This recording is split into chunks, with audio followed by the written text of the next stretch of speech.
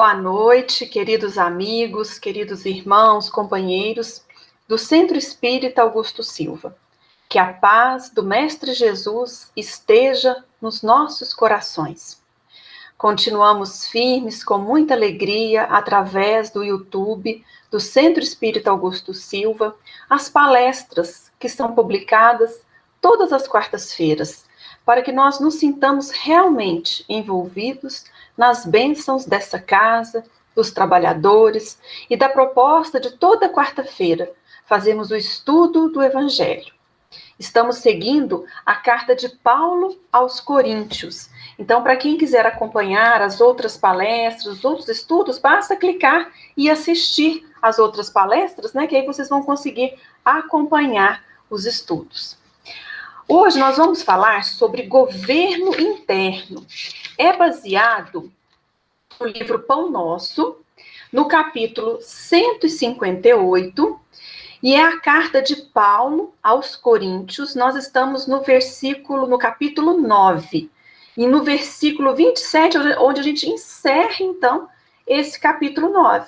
Então, para todos que gostarem desse estudo, dessa palestra, podem retornar, né, e ver as outras palestras que vão estar também seguindo esse capítulo 9, para que a gente consiga seguir o fio da meada, né, nas vibrações de Paulo, dos primeiros cristãos, que tanto nos inspiram e nos fortalecem. Então, que vocês estejam em paz nos seus lares, ou se estiverem no local de trabalho, em família, que as vibrações de Jesus envolvam a todos vocês que nos assistem e que estão conosco na plataforma do YouTube. O que é, então, esse capítulo 9, o último versículo que Paulo traz? Ele diz assim: antes subjugo o meu corpo e o reduzo à servidão, para que, pregando aos outros, eu mesmo não venha de algum modo a ficar reprovado. Antes subjugo o meu corpo e o reduzo à servidão, para que, pregando aos outros, eu mesmo não venha, de algum modo, a ser reprovado.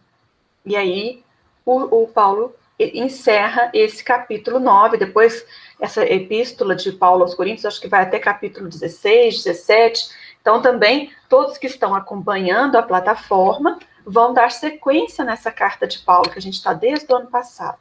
Então é bom, né, que aí a gente consegue ir entendendo esse pensamento de Paulo, mas aclarado por Emmanuel, espírito protetor de Chico Xavier, que psicografou esse livro e todos os demais que nós vamos estar estudando sempre aqui às quartas-feiras. Aí, que linha de pensamento que o Emmanuel vai nos sugerir para analisar esse versículo? Antes subjugo o meu corpo e o reduzo à servidão, para que, pregando aos outros, eu mesmo não venha de algum modo a ser reprovado.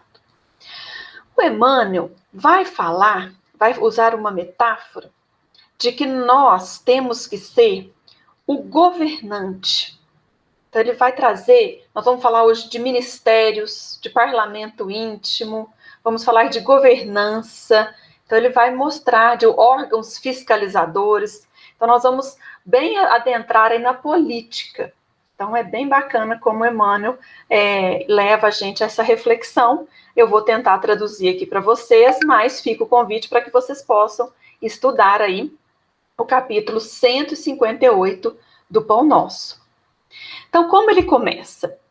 O Emmanuel diz assim: é imprescindível saber governar o corpo, mas é imperioso reconhecer que as tendências inferiores procuram subtrair-nos o poder do domínio. Nós sempre achamos que a culpa é do corpo, a carne que é fraca. Então nós queremos às vezes colocar, né, terceirizar e colocar o problema para o corpo. Então o Emmanuel já começa dizendo assim: é imprescindível saber governar o corpo. Então é o corpo que me governa ou eu que governo meu corpo? Mas para isso, o que a gente precisa?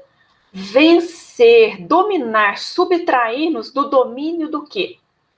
Tendências inferiores, ou seja, os nossos vícios.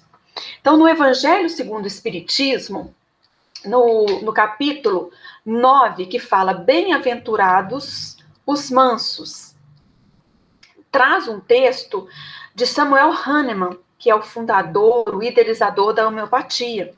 E ele vai falar sobre a cólera, mas se aplica a todos os vícios o pensamento que ele está trazendo. Todas essas nossas tendências inferiores que fazem com que a gente acabe sendo dominado e deixe o corpo governar, sendo que nós temos que ser o governador do nosso corpo. As células são passivas, mas às vezes a gente gosta dessa passividade e a gente dá desculpa. Eu sou nervosa porque meu estômago é assim, por causa da minha úlcera. A minha língua que é afiada, por isso que eu estou sempre maledicente.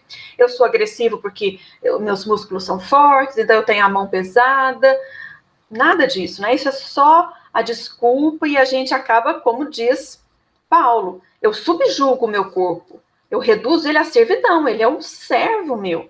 Porque para pregando aos outros, eu mesmo não venho a ser reprovado. Senão nós também vamos ser reprovados. Então, isso que Paulo está trazendo para a gente. Então, se a gente pegar um capítulo, o item 10 desse capítulo 9 do Evangelho segundo o Espiritismo, que está tratando de bem-aventurados os mansos, os pacíficos, e aí tem um estudo, são 2 mensagens sobre a cólera. Aí, olha o que o Hahnemann diz para a gente. Uma ideia falsa de que não podemos reformar a própria natureza, o homem se julga dispensado de empregar esforços para se corrigir dos defeitos em que, de boa vontade, se compraz, ou que exigiriam muita perseverança para serem extirpados.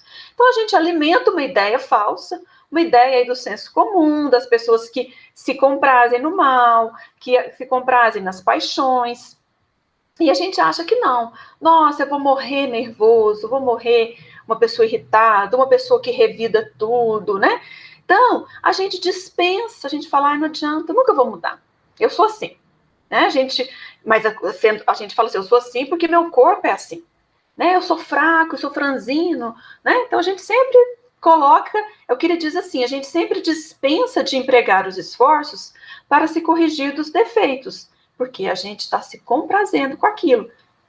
Ou então, esse defeito exigiu o quê? Muita perseverança para serem extirpados. O homem sempre acusa o seu temperamento e, em vez de se confessar culpado, lança culpa ao corpo. Tudo isso, gente, é a mensagem de Samuel Hahnemann no Evangelho segundo o Espiritismo, que colaborou como algum dos espíritos elevados, né, na missão de trazer para a gente a doutrina espírita com tanto consolo e lucidez. E aí ele encerra dizendo assim, o corpo não dá os vícios. Ou seja, todos os vícios e as virtudes são inerentes ao espírito, o espírito que é imortal, que vive e sobrevive a esse corpo. Então, esse corpo morrendo, as mazelas e as virtudes continuarão a existir e em muita potencialidade.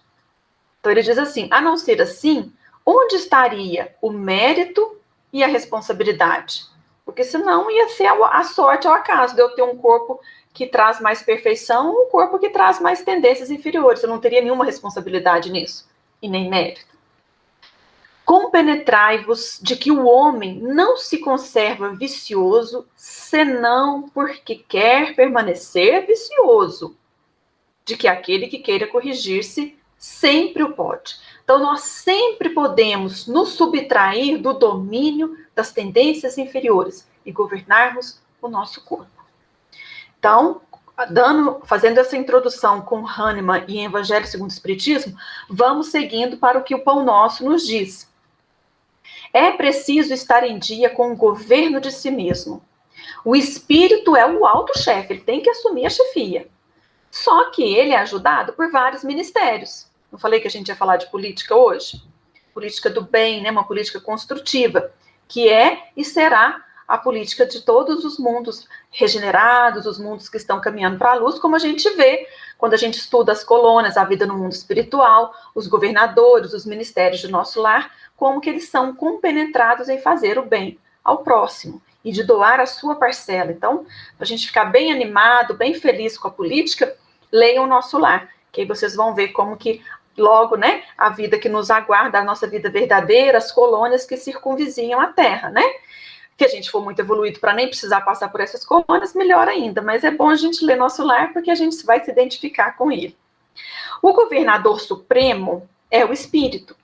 Ele redige leis benfeitoras, mas há uma falha no nosso governo. Um órgão fiscalizador importante, igual a gente sabe que a política tem, né? Todos os trâmites da burocracia têm esses órgãos que fiscalizam. Esse órgão fiscalizador importante a gente vai ver depois, no final da nossa palestra. Vamos agora, primeiro, aos ministérios. Então, o Emmanuel vai trazer 5 ministérios e as extensas possibilidades de progresso e iluminação que esses ministérios nos trazem. E esses ministérios reclamam o quê? Trabalho. Então, a gente tem que trabalhar. Lembrando Meimei, porque Meimei diz uma frase, um ensino sobre o trabalho que vai bem de encontro a gente conseguir vencer as nossas tendências inferiores. Que ela diz assim: é pela bênção do trabalho que podemos esquecer os pensamentos que nos perturbam, olvidar os assuntos amargos, servindo ao próximo no enriquecimento de nós mesmos.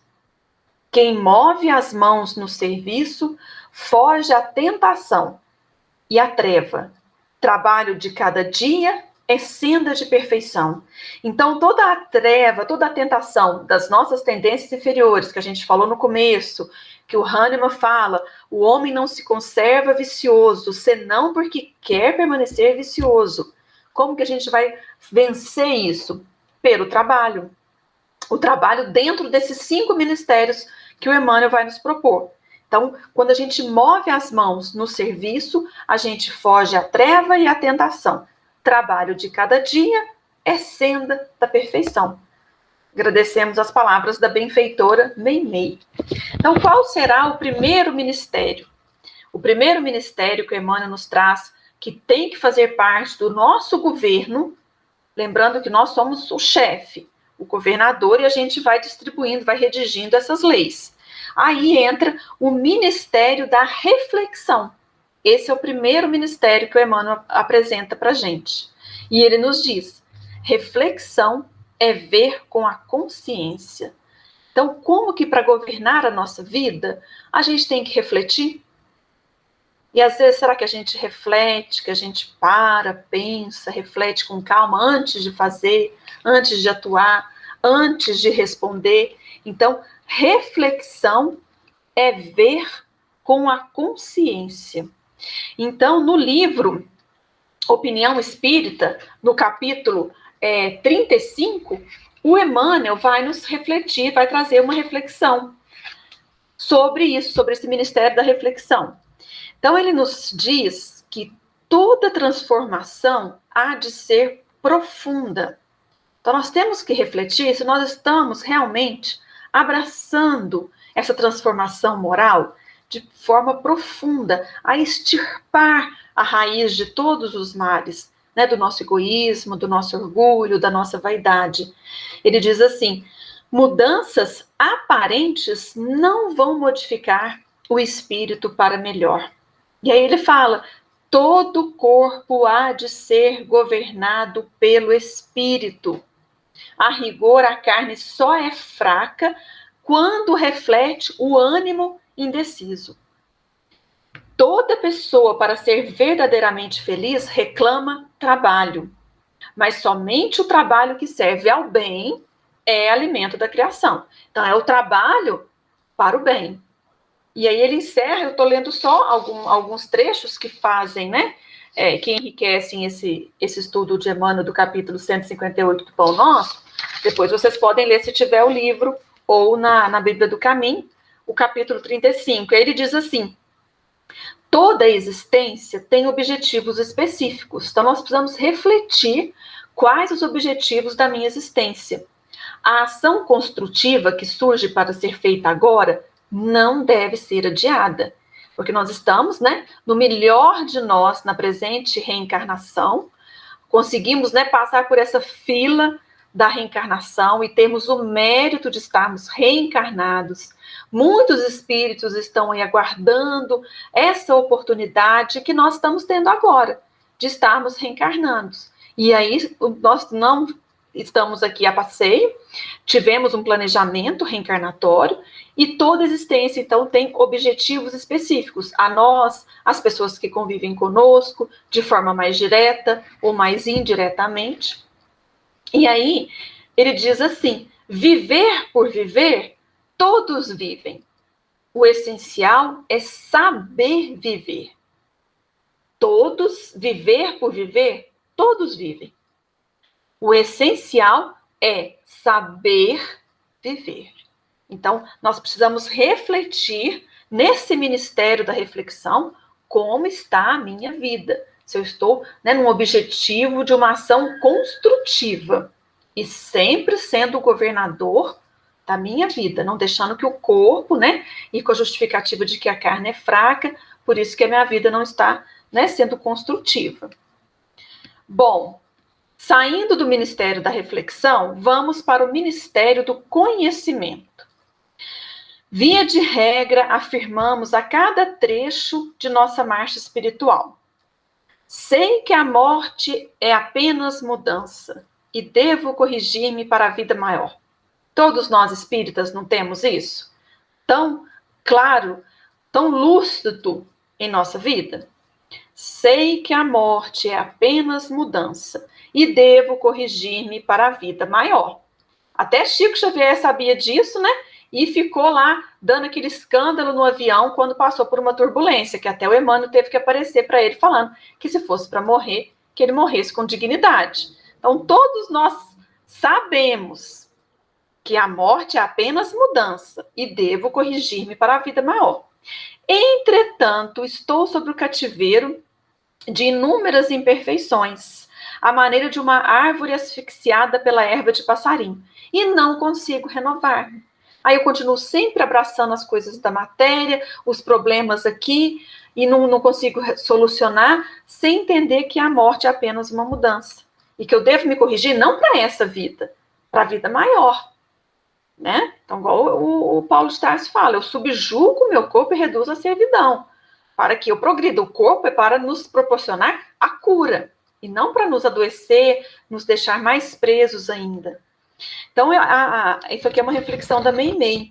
É interessante, ela diz assim, ó, quase sempre perdemos tempo precioso empenhando-nos em saber o que ainda estamos muito longe de aprender. Então, quer dizer, se a gente souber um princípio doutrinário, né, Jesus é o modelo e guia, e a gente, toda vez que a gente fizer alguma coisa, a gente perguntar o que Jesus faria em meu lugar. Pronto, eu não preciso ler livro, não preciso fazer palestra, nada. Né? Então, a gente sempre perde tempo precioso empenhando-nos em saber o que ainda estamos longe de aprender, numa atitude, aliás, ela diz, muito compreensível, desejando saber dignamente, a curiosidade respeitável alenta o progresso, mas se a gente fizesse o melhor do que aquilo que a gente já conhece, transferindo aquilo que a gente conhece, porque às vezes a gente conhece e fica só nos ideais e planos superiores, linhas teóricas, mas a gente não desce para o terreno da realização e da prática aquilo que eu sei. Então, se eu sei que a reencarnação existe, eu vou viver como uma pessoa reencarnada.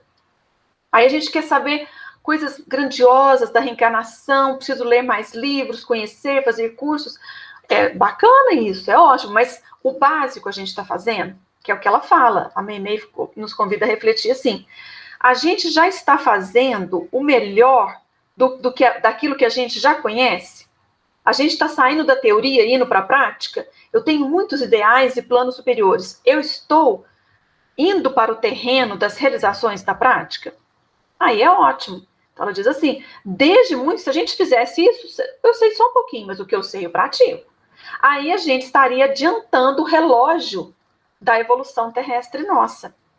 Como é fácil de anotar, nós todos, coletivamente examinados, então ela está olhando assim, coletivamente, criamos muitas dificuldades na Terra, pela ânsia de fazer sem saber. Então, isso é uma coisa que a gente complica. Mas isso não é o mais grave. A Meimei vai falar o que é o mais grave. É a gente estarmos agravando consideravelmente essas mesmas dificuldades pelo atraso de saber e não fazer. Então, ficou claro? Tem hora que a gente tem uma ânsia de fazer as coisas sem saber.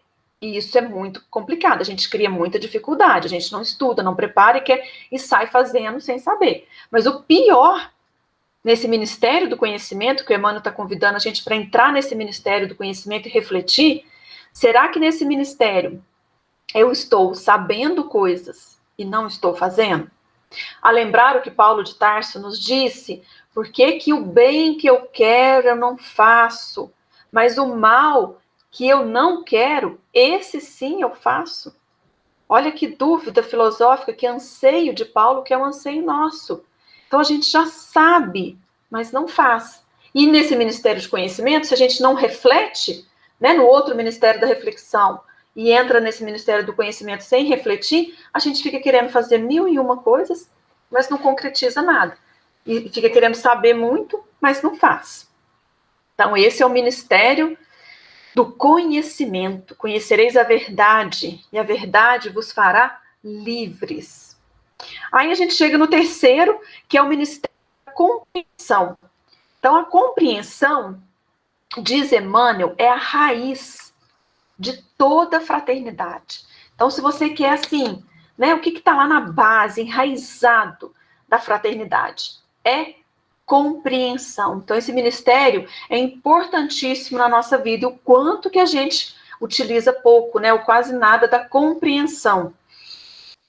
Alcançar o entendimento, no entanto, demanda o exercício da fraternidade constante. Então, anda junto esse ministério da compreensão com a fraternidade. Então, é preciso compreender as pessoas. Eu estou lendo aqui, gente, no livro Buscas e Acharás, o capítulo 20.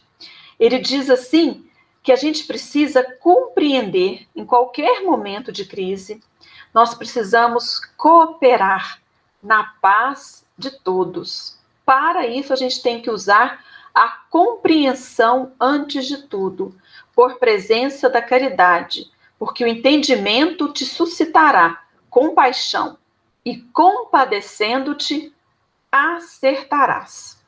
Então, olha como que está tudo ligado, né? O Ministério da Reflexão, da Compreensão, o Ministério do Conhecimento. Então, usa a compreensão antes de tudo, por presença da caridade, porque o entendimento te suscitará compaixão e, compadecendo-te, acertarás. Então, outra reflexão nesse Ministério da Compreensão. A compreensão é a raiz da verdadeira fraternidade. Aí a gente avança por um ministério do respeito. Ministério do respeito. Aí eu lembrei da pergunta do Livro dos Espíritos sobre a lei do progresso, a pergunta 779. Kardec pergunta assim para os espíritos: a força para progredir aure ao homem em si mesmo, ou o progresso é apenas fruto de um ensinamento? Está dentro de nós, ou precisa ter alguém para ensinar para a gente progredir? Então, os espíritos dizem assim: o homem se desenvolve por si mesmo, naturalmente. Então, é uma lei do progresso que a gente vai estar sempre desenvolvendo, sempre melhor, a caminho da angelitude, e saímos da animalidade, do átomo ao arcanjo.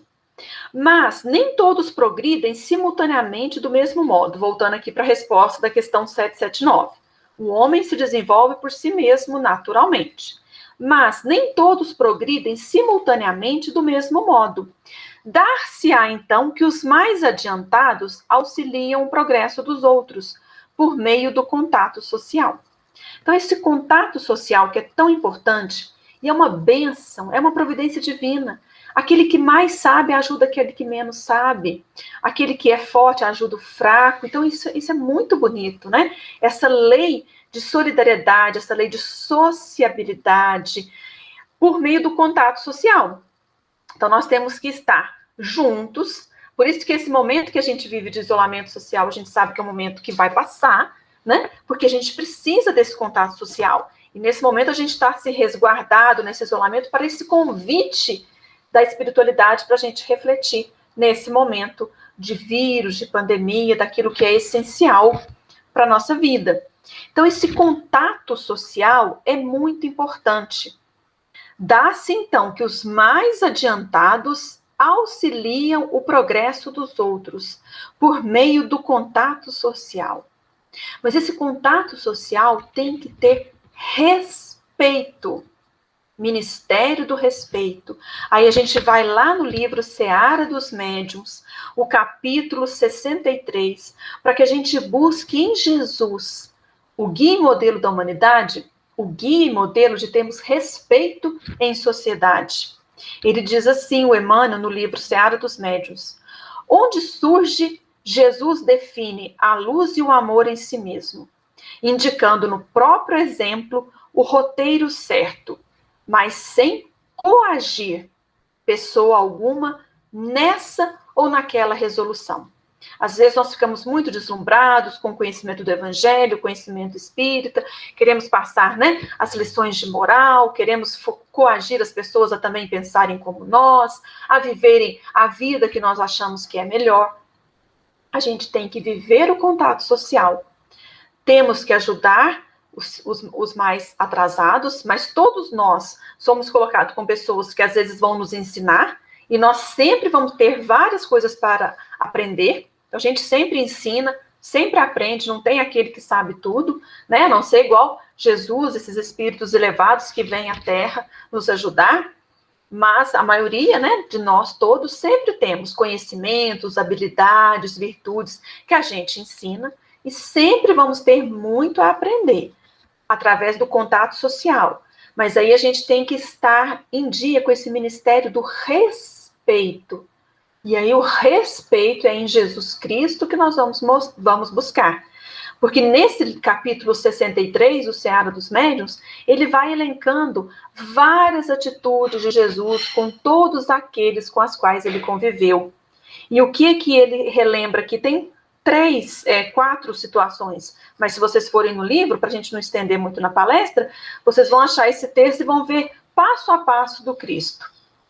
Como que Jesus respeitou, conviveu socialmente, definiu a sua luz e o amor em si mesmo.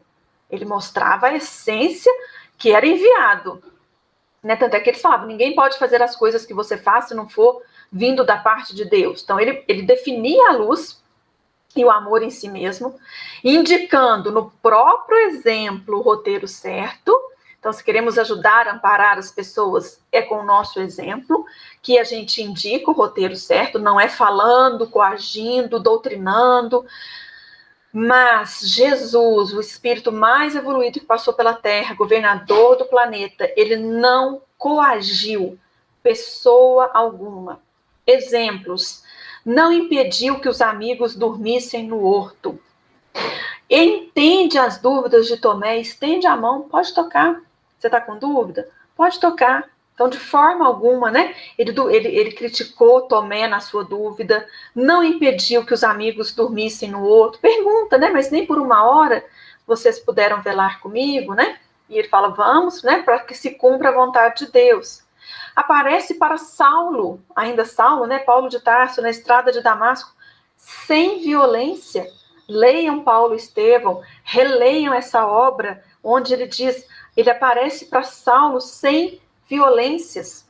Esse ano esse livro está completando 80 anos, então acompanhe aí as divulgações nas redes sociais, tão importantes para isso, né? As divulgações, para a gente sempre relembrar a importância do livro Paulo e Estevão. Então, são frases bem impactantes para a gente refletir na importância desse livro na nossa vida. E, por fim, um outro exemplo que o Emmanuel dá, um dos que eu tirei, é Maria de Magdala. Jesus renova Maria de Magdala sem constrangê-la. Então, não tem violência, não tem constrangimento, tem entendimento, tem respeito. Jesus define a luz e o amor em si mesmo, indicando no próprio exemplo o roteiro certo, mas sem coagir pessoa alguma, nessa ou naquela resolução. E, por fim, o ministério da ordem. Tudo que constitui progresso e aperfeiçoamento guarda a ordem por base. Nossa benfeitora Meimei nos diz isso. Se queremos progredir e queremos aperfeiçoar, a base é a ordem. Então, esse ministério da ordem é importantíssimo no governo de nós mesmos. O Palavras de Vida Eterna, capítulo 138, tem um texto chamado Ordem. Depois vocês podem ler, que é muito importante, muito reflexivo. Eu vou ler só a carta de Paulo aos Coríntios, que é a inspiração para esse texto. Mas faça-se tudo decentemente e com ordem. Assim que Paulo diz no capítulo 14 dessa carta que nós estamos estudando. Só que vai ser mais para frente. Nós estamos no capítulo 9, aqui ele fala no capítulo 14. Mas faça-se tudo decentemente e com ordem. Aí dá até o exemplo da astronomia. Esses dias, em dezembro, a gente teve aquele alinhamento, acho que de Júpiter com Saturno. É tão bonito nessas coisas de estrelas, de cometas, de planetas, assim, eu acho bem gostoso, bem legal de ver, de ler, de estudar. E ele fala, a astronomia assinala com antecedência determinados fenômenos que se verificarão no cosmos à face do equilíbrio em que se regem os movimentos do universo. Então, eles falaram assim, aproveita para ver essa aproximação dos planetas, que só vai acontecer agora em 2080 ou 2400. Então, existe essa ordem no universo, né? Tudo que constitui progresso e aperfeiçoamento guarda a ordem por base, que é o que a Meimei fala. Então, nós temos que ter a ordem. Esse ministério da ordem, a gente tem que ser leal ao encargo que nos compete. A ordem solicita-se que se afirme cada peça em seu justo lugar. Então, existe uma ordem no universo e existe uma ordem para que a gente esteja em algum local. Então, a gente tem que ter, seja feito tudo com decência e com ordem. Então, aí a gente encerra esse passeio nessa esplanada da nossa vida, nessa esplanada desses ministérios, né? Então, depois vocês podem ler no texto que ele vai falar o ministério da reflexão, do conhecimento, da compreensão, do respeito e da ordem. O que a gente precisa governar? Existe nesse governo, tem os ministérios, igual a gente vê, a gente sabe que tem, mas tem o parlamento íntimo. Então, o parlamento, que ficam lá os deputados, os senadores, o nosso parlamento íntimo, a maioria de todos nós, ainda ocidentais, de mente muito acelerada, ele diz assim, as ideias diversas e simultâneas constituem apelos bons ou maus desse parlamento íntimo, que fica sempre com muitos apelos, com muitas ideias diversas, a gente não tem um foco. Quem espera vida sã precisa de autodisciplina. E não ouvides que a disciplina começa no céu. Não se esqueças, a disciplina começa no céu. Mais uma vez, uma frase de Meimei. Então, é necessário instalar o governo de nós mesmos em qualquer posição da vida. Disciplinar esse parlamento íntimo, que está uma bagunça, né? São pensamentos para cá, para lá e para cá, apelos bons, apelos maus. Por quê? Você lembra que eu falei que a gente ia encerrar com esse órgão fiscalizador. Então, nós somos o governante, temos vários ministérios, tem esse parlamento íntimo que a gente precisa ajustar. E, quem já conhece esse livro, sabe de que órgão fiscalizador que o Emmanuel vai falar. Vontade, a maior potência da alma. Então, a nossa vontade tem que estar fiscalizando esses ministérios e esses parlamentos. Convido a todos a lerem O Problema do Ser, do Destino e da Dor, em especial nas segundas-feiras, que a gente está fazendo o estudo desse livro. Nós estamos no começo, para todos que ainda não participaram, dá para acompanhar. É um estudo muito bom, beber nessa fonte sublime de Leon Denis, um filósofo contemporâneo de Kardec. E ele vai estudar nesse livro, a gente ainda está bem longe de chegar nesse período do livro, nessa parte do livro, que são as potências da alma, que é o problema do ser, do destino e da dor. E aí ele vem falar da vontade. A vontade é a maior de todas as potências. É em sua ação comparável ao imã. A vontade de viver, de desenvolver em nós a vida, atrai-nos novos recursos vitais. Então, recursos benéficos vitais para a nossa vida. Então, aqui ele vai discorrendo, eu não vou continuar. Convido a todos esse livro tem em PDF, podem achar na livraria do Centro Espírita. O Centro Espírita Augusto Silva agora, no seu site, tem todos os livros que estão disponíveis, o preço, tem a divisão por títulos, se são de meditação, se são filosóficos, científicos, biográficos. Vocês podem procurar sem precisar sair de casa e viajar ali pela biblioteca e pela livraria do Centro Espírita Augusto Silva. Então ele diz assim: porque meio poremos em movimento as potências internas e as orientaremos para o ideal elevado? Pela vontade. É pela vontade que dirigimos os nossos pensamentos para um alvo determinado. Na maior parte dos homens, os pensamentos flutuam sem cessar. É o nosso parlamento íntimo. Tem tudo quanto é tipo de petição, de ideias, de apelos bons ou maus. E aí a vontade é que vai fazer com que a gente dirija para um foco. Então, mas assim, leiam, né, sobre a vontade nesse livro, acompanhem os estudos nas segundas-feiras, porque o problema fundamental é esse, é de vontade, forte para conosco. A vontade tem que ser forte para conosco. Mas o Emmanuel não ia encerrar sem falar da boa vontade para com os nossos irmãos.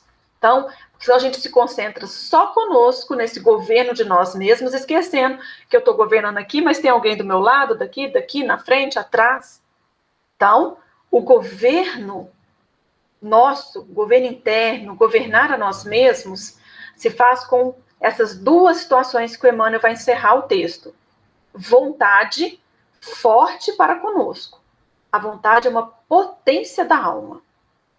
E nós precisamos de ter boa vontade para com nossos irmãos. Então, o que é a boa vontade para a gente encerrar?